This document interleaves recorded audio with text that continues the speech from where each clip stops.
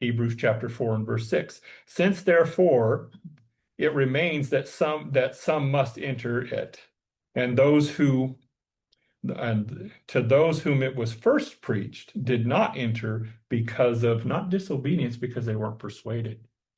Now, of course, the rest he's talking about is the rest which relates to our salvation. We do not work for our salvation. We possess our salvation. We live out a life of righteousness because of what we have in Christ. We do not live a life through works to try to earn something. Well, Israel was taken to the mountain, and by the way, Israel's a really good example of actually seeing God, because they not only God took them to the mountain, he spoke to them, and their response was, don't speak to us anymore. Speak to Moses. We don't want to hear that. Scared them half to death. But then while Moses is up there for 40 days and 40 nights, they start playing the harlot and involved in idolatry right before God. Same thing the other humans will actually do.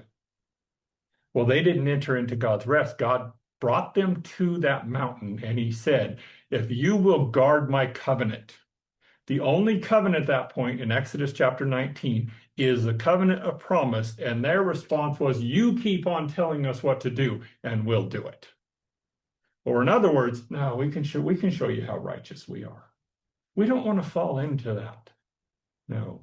Yeah, we do live a righteous life, but we live a righteous life because of who we are in Christ, not to try to gain something, especially when it comes to salvation.